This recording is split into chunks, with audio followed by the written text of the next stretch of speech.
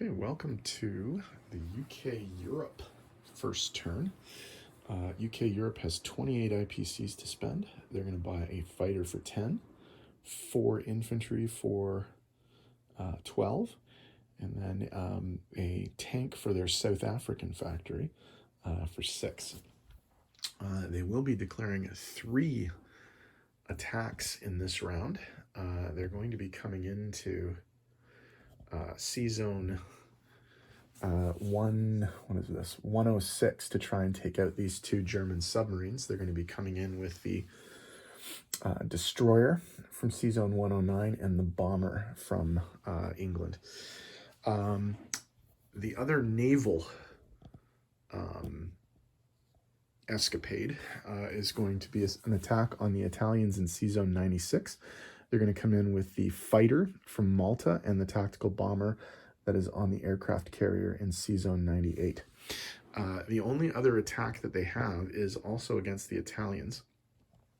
They will be attacking Ethiopia with the infantry from Anglo-Egyptian Sudan, the tank from Egypt, and then an infantry and an artillery loaded up onto the transport here and brought down to C-Zone 76 for an amphibious assault. So let's get this set up. We'll do the naval ones first and start rolling some dice.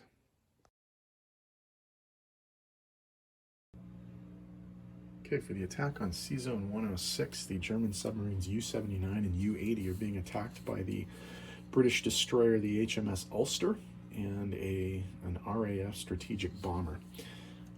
So basically, the Brits have to get hits here, and they have to hope that the Germans don't get any. So we have a 2 and a 4. So there's 1 hit. So one of the subs is killed. But they do take out the destroyer. So the sub can now, or the bomber can now no longer hit the remaining subs. So they do not manage to clear the C zone, but they do take out one of the 2 submarines.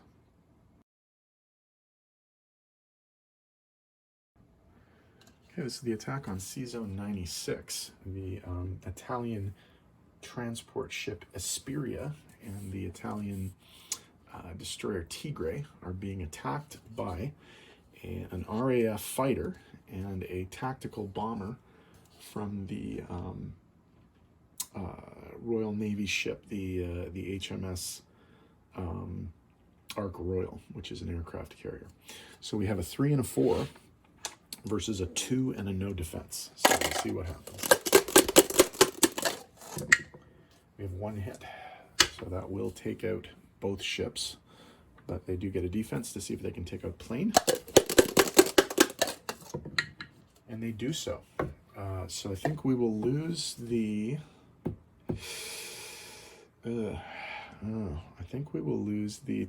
fighter.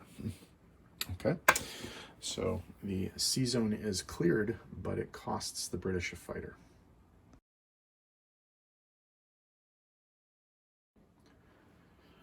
Okay, we have an amphibious assault on Ethiopia here. The British transport ship, the HMS Stalker, is bringing in infantry and an artillery. This will be supported by ground forces. The British have an infantry and a tank coming in from the ground. The Italians are defending with 2 infantry and an artillery. So we have an unsupported infantry at 1, a supported infantry at 2, along with, of course, the artillery, and then a tank at 3. 1 hit. So they lose 1 infantry to start. 1 hit. So 1 for 1 so far. So we got 2 2s and a 3. 1 hit. Slow going, but slow and steady wins the race.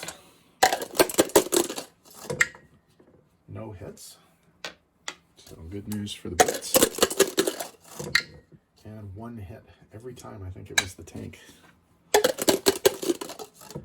And miss. So the British do successfully take the territory with the loss of only 1 infantry.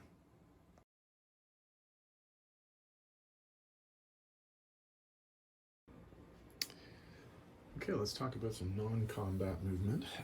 The bomber that participated in the attack on Sea Zone 106 is going to land in Quebec. Up in England, all of the forces from Scotland, 2 infantry, 1 anti-aircraft, and 1 fighter, are of course going to move down south to protect the capital.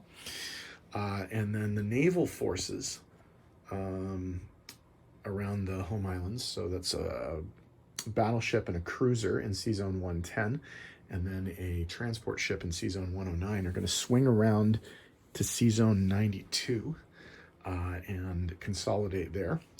The cruiser in 91 will also go to 92, and then all of the naval forces in Sea Zone 98 will also move to 92. So there's going to be a fairly considerable British Navy here. The tactical bomber in Sea Zone 96 is going to land back on the carrier. The fighter from Gibraltar is going to land on the carrier. And so, again, as I said, there will be a fairly substantial British naval presence in Sea Zone 92 there. Other movement. The Brits are going to move their tank from Alexandria into Egypt. And then down in South Africa, the 2 South African forces are going to move up north into Rhodesia. And then the South African destroyer is going to swing around towards the Atlantic, and we're going to end up in in Sea Zone 83, just off the coast of French West Africa. I think that's all the movement. So once I tidy this up, I'll come back in a sec. Sorry, missed a move. The Canadian forces in Ontario, the artillery and infantry, are going to move forward into Quebec. Sorry, last move. No, I lied. There was one more move. The mechanized infantry in London is going to scoot around and claim Ireland, basically, for the Allies. There is a thing about trying to get all the pro-Allied neutrals. So, that's the first step. So we'll do that just for fun. Okay.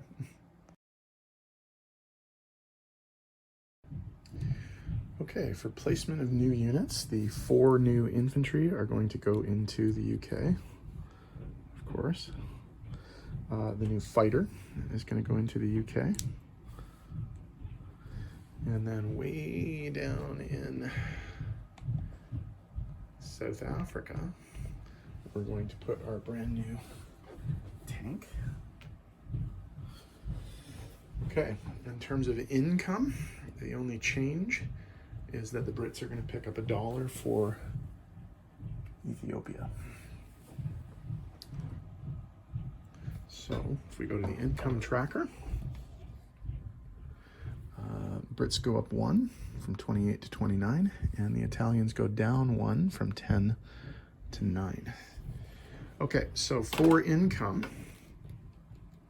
the British collect 29 IPCs for their territories, but they get 2 bonuses. 5 IPCs for controlling all of their African territories, and 5 IPCs for controlling all of their non-African territories. However, there is a convoy, so some money may be taken away from them. They were not able to get rid of both of these submarines. There still remains a single sub. They can lose up to 3 IPCs for the territory of, or the territories of Quebec and then New Brunswick, Nova Scotia. So, nothing. Okay, so that's good. So they didn't lose any money. So they will start the next turn with 39 IPCs. So, the Italians are going to be up next. So let's see what they do to counter the British activity in the Mediterranean. Okay.